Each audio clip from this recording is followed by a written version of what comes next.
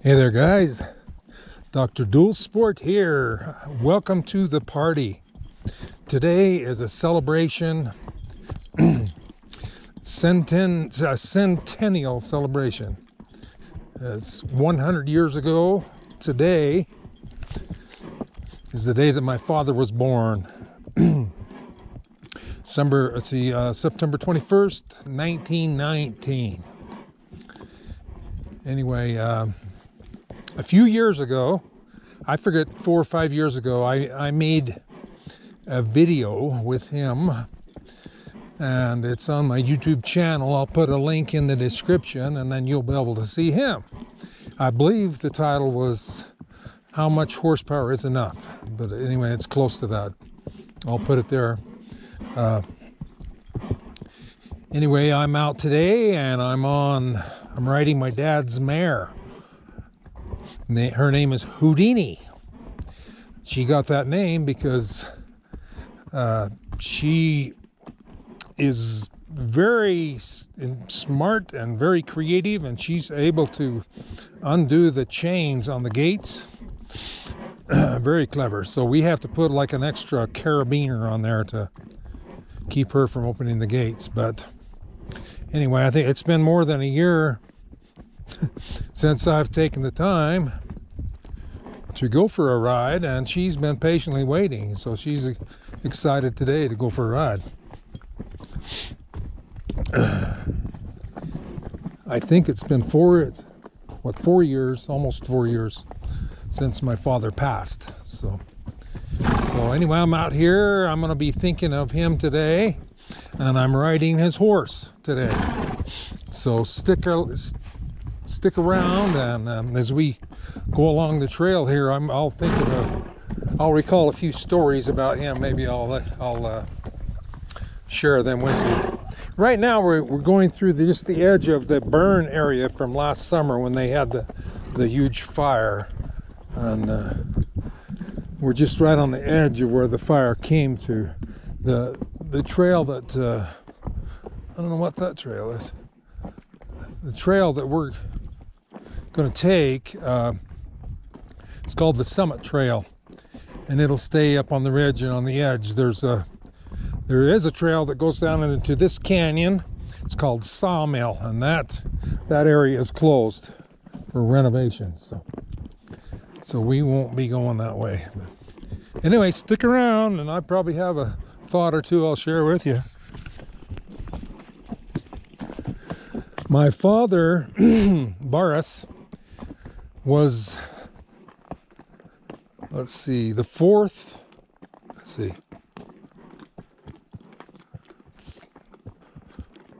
child born to Charles Rupert and Tola Wright Jenkins. His oldest brother, Lasco, was followed by his older sister, Arta, then his sister, Mercy, and then Boris, and then he had a younger sister, Marba. Anyway, they grew up in the old Wright family home, which was on Track Street. There used to be train tracks run up the center of Track Street, then the old Sanpete line run up there. My dad told me that in the winter he'd put on ice skates, and they'd jump out there and grab a hold of the train, and they'd skate up the canyon a ways, and then skate back. They actually had a room on the back of the house where his grandfather, Joseph Franklin Wright, and his wife, they stayed there part of the time. He also, Joseph F., also had a home in Salt Lake up on 8th South, just above 7th East. He had a large ranch out south of Nephi, out at Little Salt Creek. He had run 2 herds of sheep. I actually have an inventory from, I forget the year, it might have been like 1925 or something like that. Anyway, he had 2 herds of sheep. He had 400 acres of alfalfa. I forget so many hundred acres of wheat. He raised 2 carloads of hogs per year, and he employed about 40 men in the summer. Okay, old Houdini said rest. Anyway, but his specialty was training horses to pull the milk wagons. He would train the horses so that as soon as you stepped off the back of the milk wagon, the horse would stop. Okay, then the milkman would step on again and it would pull up to the next house and he would get off and it would stop. And anyway, that was kind of his specialty. One of, I guess, his closest stories he told was when he was up on the mountain above the little salt creek there. He was out with the sheep, and he had stepped away from the sheep camp, and his rifle was in the sheep camp, and a bear attacked him. And anyway, he had a little penny-faced dog. Anyway, that dog come and took after the bear, and it gave him time to get into the camp, grab his rifle, and he shot the bear. And for the rest of his life, that little dog lived a very good life. He was always my great-grandfather's constant companion.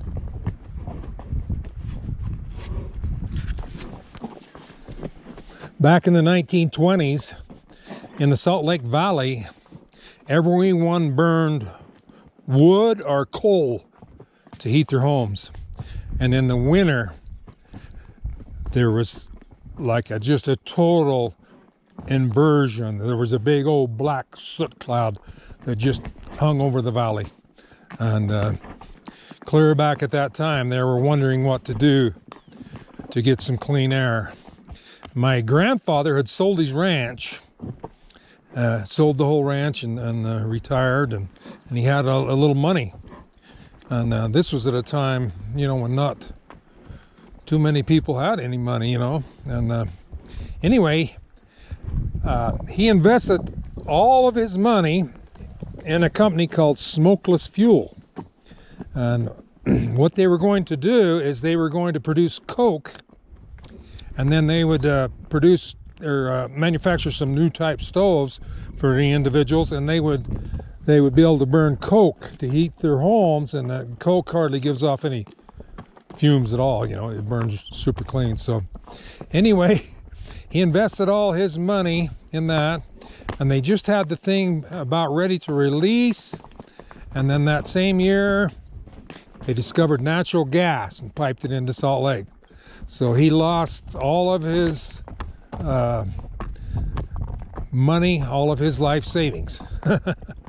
So then he lived a more humble life from then on.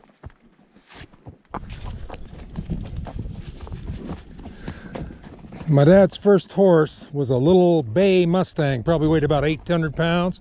He got it off old Shell Ritchie, who caught it out in Sage Valley. He was probably one of the last of the wild horses they caught out in that area. The Ritchies lived 2 houses east of the Wright home, and they were very close friends to each other. Matter of fact, my grandmother Tola, when she was had her baby blessing or christening, whatever you want to call it, they blessed her, and then they took the dress off and put it on Fern Ritchie and blessed her. They wore the same dress, and they grew up close friends.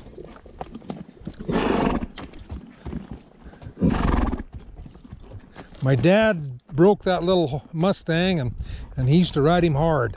He'd ride him all day long, and he'd like trot him or lope him all the way to their farm. Their farm was like several miles away, the farm in town there. And they'd get up before school, like in the dark, saddle up, head down there to do the chores, and then ride all the way back. And all the other kids, a lot of them would ride their horses to school. So my dad, he'd ride his horse to school there and tie it up with the others. And when in fact, he lived right across the street from the school. One summer, my dad got a job herding turkeys down at Mills. Anyway, he worked out there all summer and lived in a tent. And back then, instead of keeping the turkeys in enclosed area and feeding them processed feed, they would just like pen them up at night, and then the day they would take them out into the hay fields, and they would eat all the grasshoppers and all the bugs. And the way you would do it is you would call them. You didn't hurt them, you called them. You'd walk out and you'd say, here, turk, turk, turk, turk, turk, turk, turk, turk, here, turk, turk, turk, turk, turk, turk, turk, turk. Then you'd make a turkey call, and they'd follow you. Anyway, my dad says that he used to get so mad because he'd work real hard and get the turkeys clear out there in the field, and then a sparrow hawk would fly over, and they'd go, and they'd all run back, and he'd have to start all over. Anyway, he spent the whole summer out there and he saved his money, and he saved enough money. He bought himself a pair of English riding boots and some knicker pants to wear with them. So he was in style when he went to school. Dad used to work on the farm. He helped do everything. Irrigate, cut hay, rake hay, and when they hauled hay, he'd be up on the wagon, tromping the wagons, and then he would run the derrick horse, and they would lead the derrick horse, and when the derrick would swing around and grab a big loft of hay, and then he'd back the horse up the other way and swing it around to where it could dump it on the stack. And anyway, he said he got paid 7 cents per day, and he thought that was pretty good money. He's saving his money. And then I had a neighbor, old Cy Crane. He was actually married to, let's see, what did they say the name was? Richie? I'll think of her name in a minute. So, close friend of the family. And he had a herd of sheep up on Nebo. And he was coming down one time, that Andrews Trail, or not the Andrews Trail, but the one over to around Gardner's and Quake and Asp. And he come around the corner, made a turn there around a ledge, and there was an old mountain lion standing right in the middle of the road, just wagging her tail. So, anyway, he thought, gosh, I think I ought to maybe get somebody to come up here to be with me in case I had trouble, they could get help. So he went and talked to my dad's parents to see if Dad could come up there. Anyway, he was still in school. He had about a few weeks of school left in the spring, and so he talked to the teacher. They told him if he'd finish 2 assignments and write this paper, that he could go. So, boy, he really got to work and got that done. And so he went up on Nebo to the sheep herd there, and he said he got paid 12 cents. 12 cents a day up there, plus he got to bring his horse and ride his horse all day long. So my dad knew the Nebo there very well, the trails, and he took me up there as a boy several times. We'd go up there and camp out.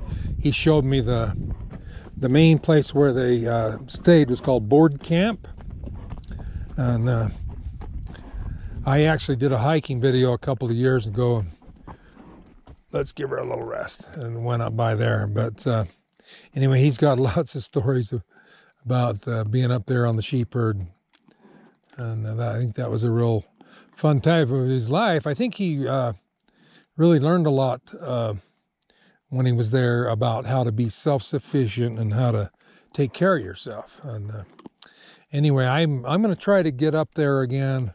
Hopefully I can do it this year if I can fit it in. I'd like to get up over to that board camp again. It's a really cool place. Not very many people go there. Dad was riding his little Mustang pretty hard that summer, and when Dad would stay up there with the herder, and then like every week, Cy would come up and bring a pack horse and bring their supplies, provisions, salt for the sheep and whatever. And anyway, he was kind of feeling sorry for that little Mustang, and he told Dad, he says, if you'll get some shoes for him, I'll put them on. So anyway, his hooves were so small, they were too small for a horseshoe.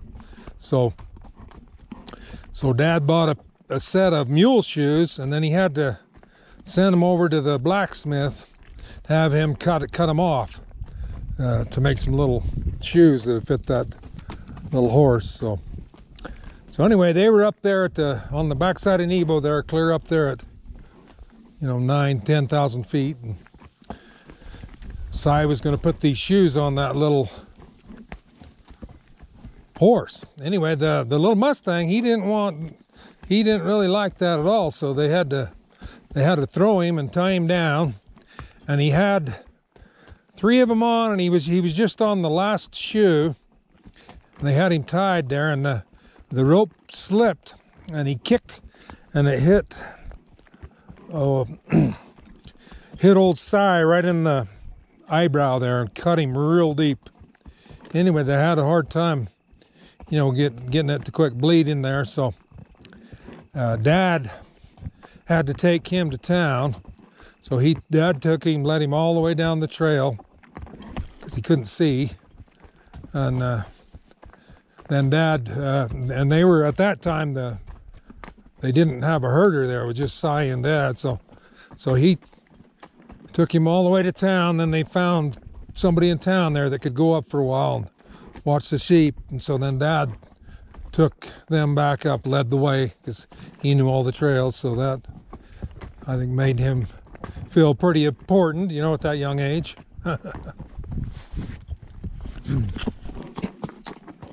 When Dad was 19 years old, they came out with a draft, and he was the first one from town to be drafted. His buddy Reese Painter was number 2. Those two got on the train there in Nephi and rode it to Salt Lake City there to report in. He ended up going to Fort Lewis, Washington, and back then the draft was for 1 year. So anyway, he had 1 week left of his service, and he would be discharged, and the Japanese bombed Pearl Harbor.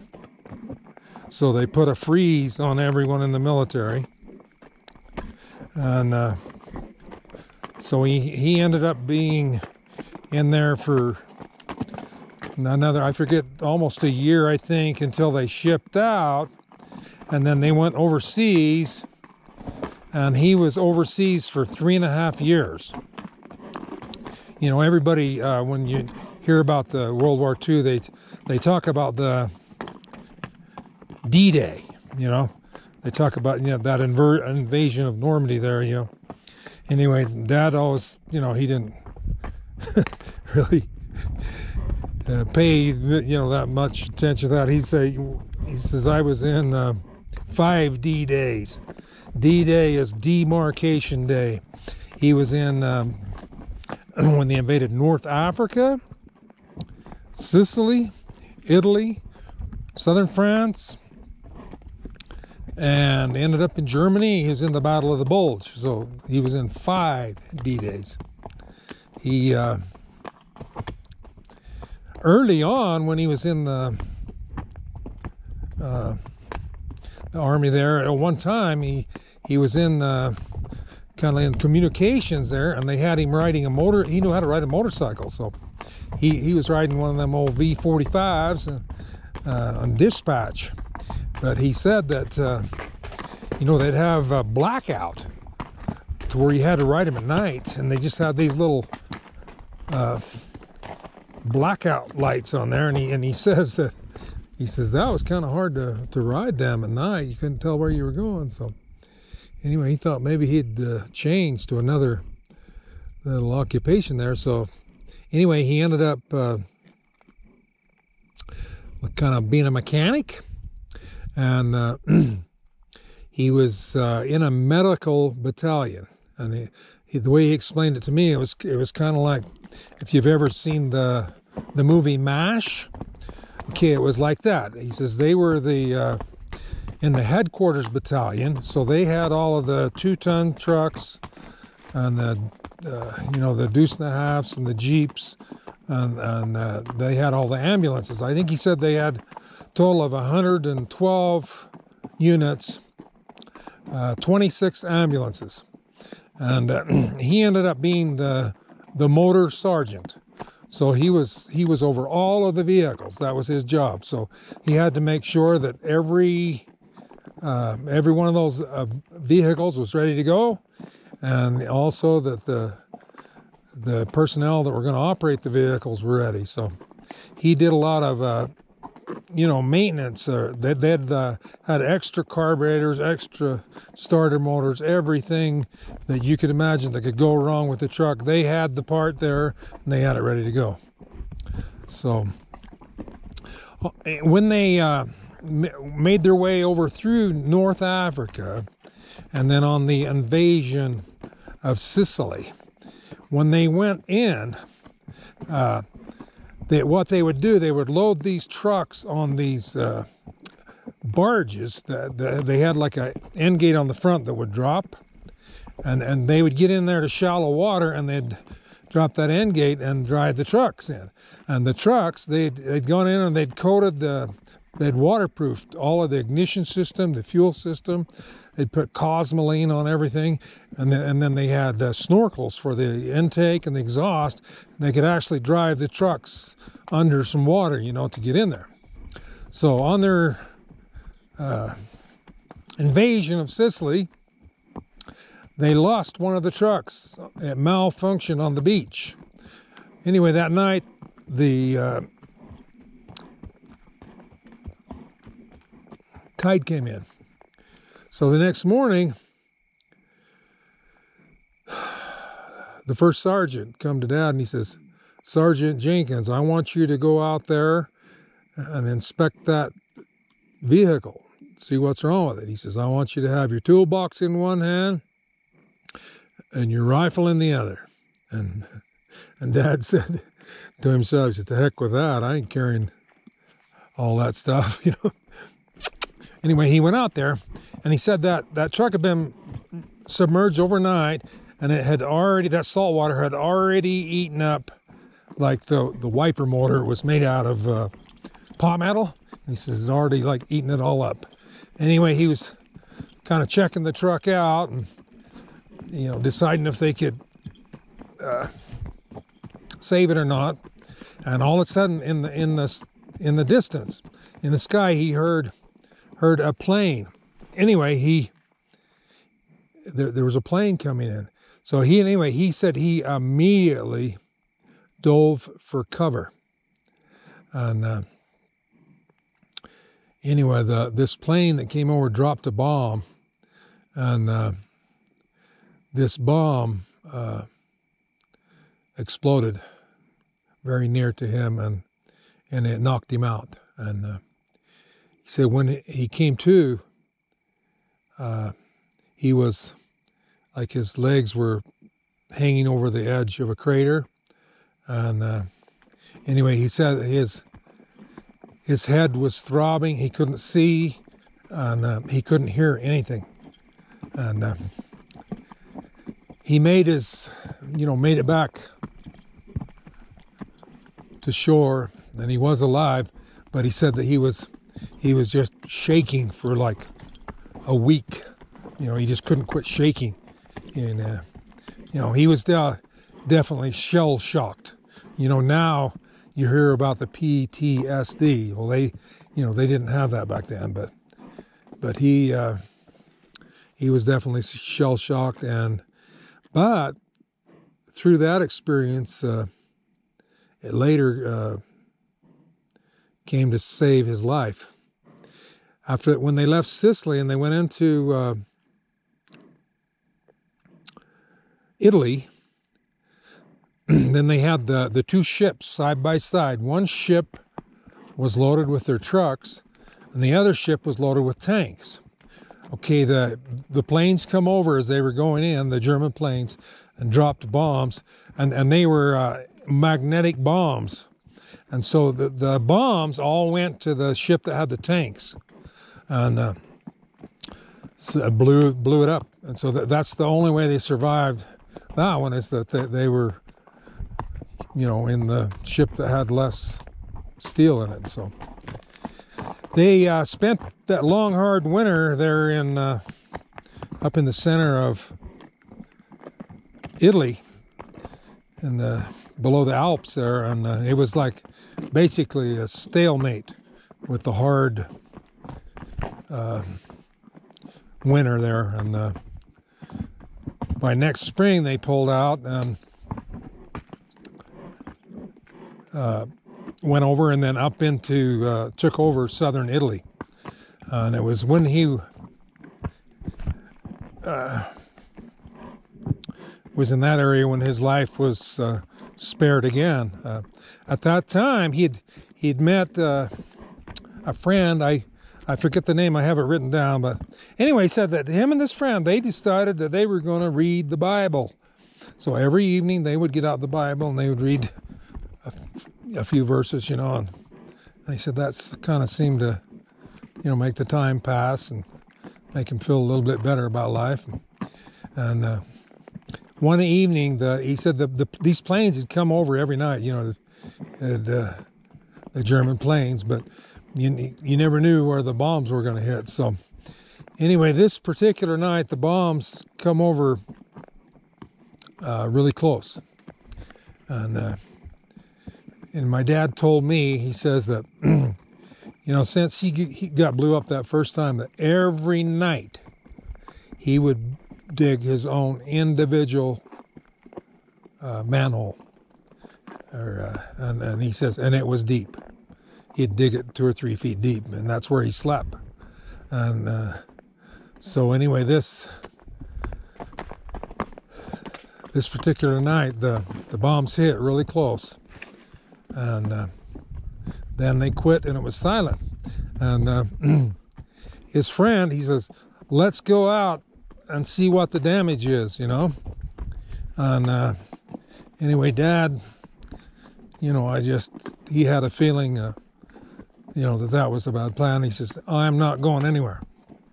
So his friend went out, and just as soon as, not long after he had gone out there, the planes turned and came over again. And anyway, he lost his friend that night. If he would have gone out with him, he would have been lost also. I'll share just 2 more little things that Dad had told me about his wartime. One is that basically for 3.5 years, he never did get to have a shower or a bath. Every morning they had hot water, and they could fill up their steel pot, and then you'd have to have a spit bath out of your steel pot and shave and, do whatever you could do, and that was it. And then the other thing, all they gave you to sleep with was a couple of those itchy wool blankets. So somehow Dad traded for an Army Corps sleeping bag. The Army Corps had sleeping bags, and he said that he treasured that thing. He would hide it, and it just gave him a lot of comfort. He said he'd washed it so many times that it was just almost ready to fall apart, but that thing really gave him a lot of comfort. Their last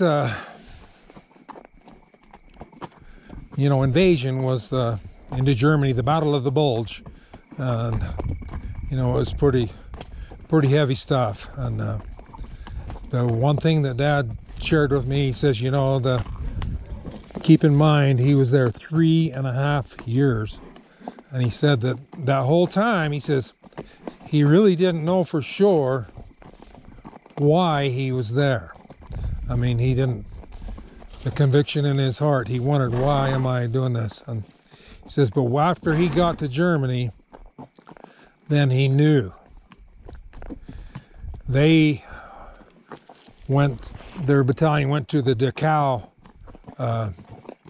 internment camp, and he said that when he saw that just he knew in his heart that it was worth it. He'd done the right thing.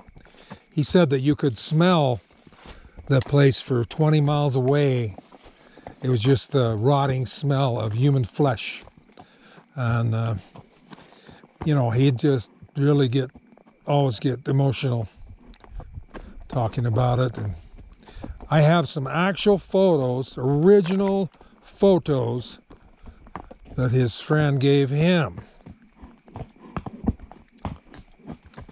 of the Jewish bodies, the emancipated bodies of these poor Jewish people. And I still have those original photos. So that being said, after that, then how Dad got out, I'll just tell you that. They actually had a point system. Depending on when you'd gotten in and like how many advancements you'd had, your rank and all this or whatever, you get points for that. Anyway, it come to where he could get out.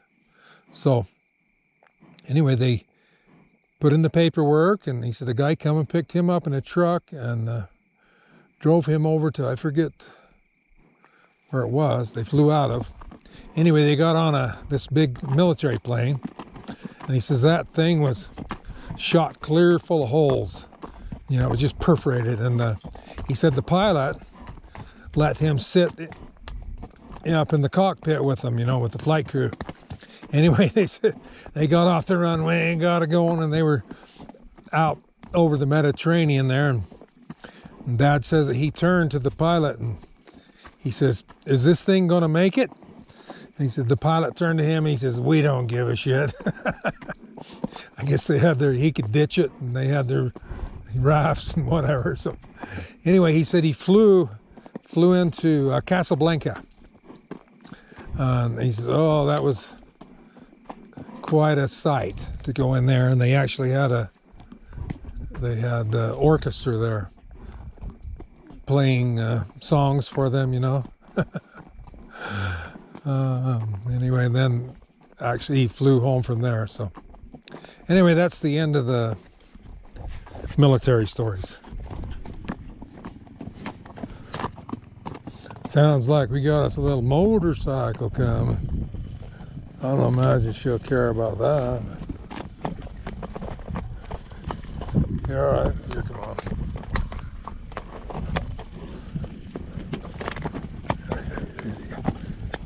We'll go down here and see what this guy has to say.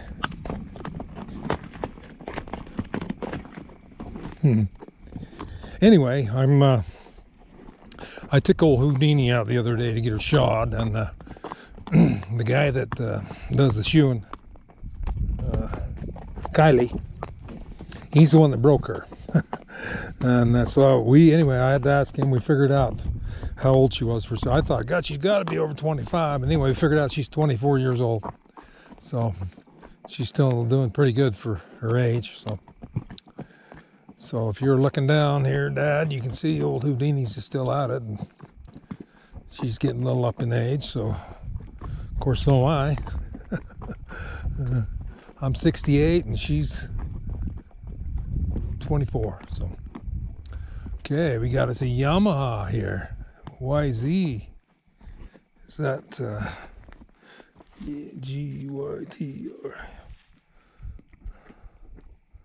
I don't know which model that is, if that's, well, let's see. FX, is that the 250, YZ250 FX, maybe? It's got a little light on it. Looking good. Yeah, well, we get down here on the bike sometime. But okay, anyway, I just want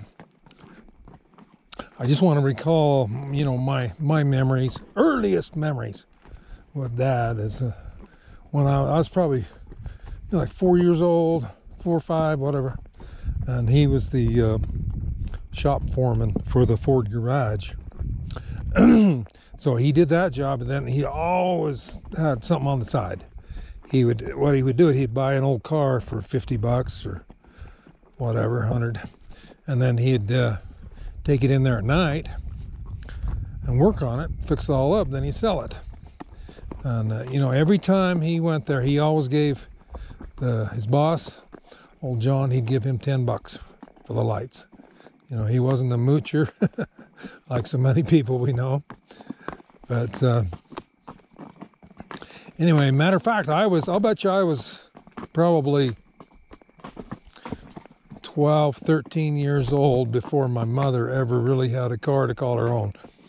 And finally, she had this little gray 1954 Ford Coupe. And anyway, she told Dad, she said, Boris, she says, I just love that car, because I just feel so comfortable when I'm in it, because I can look out the windshield and I can see really well, and I just feel. So anyway, he finally says, well, okay, honey, you deserve that. So he finally gave her a car.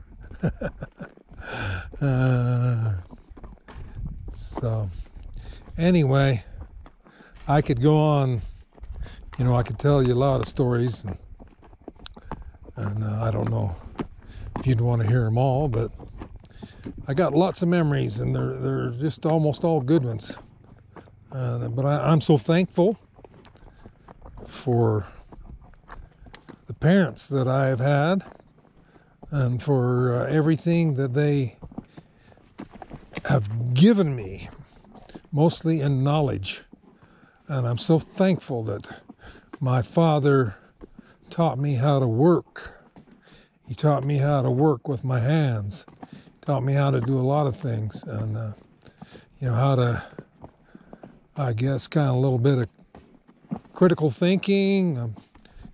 I can't do that as well as my boys, like James. James is a critical thinker, abstractly. Myself, I'm more of a hands-on. I've got to kind of be able to see it or touch it or whatever. But Dad taught you to not give up. You don't give up. When the going gets tough, the tough gets going. So anyway, and he was a great example of that. Much, much, much, much better than I could ever think of being. So, but I'm just, on this day, I'm thankful in my heart. And I just want to say, I love you, Dad. I should have told you that more times than I did. And I should have told you that more often than I did, but you can hear me now, and that's the way it is. So anyway, guys, we had a little bit different kind of horsepower today, but you did get to see one motorcycle. So I guess you can say it is a moto vlog. But me and old Houdini, I don't know if we're halfway there or not yet, but so we'll be going for a while, and I'm just trying to take her easy. I don't want to overdo it. I give her a little rest now and then. I'm hoping she'll hold up okay, and then in a few days maybe I can take her for another ride. So.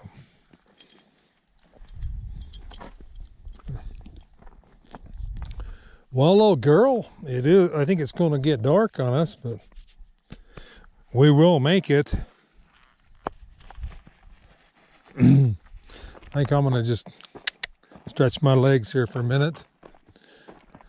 Just the top of that hill there, and then I'll get back on. But anyway, thanks everyone for attending the Centennial Celebration.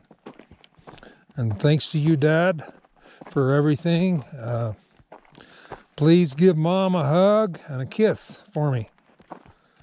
I'll be looking forward to seeing you guys as soon as my time comes, and it's going to be a great celebration when I get there.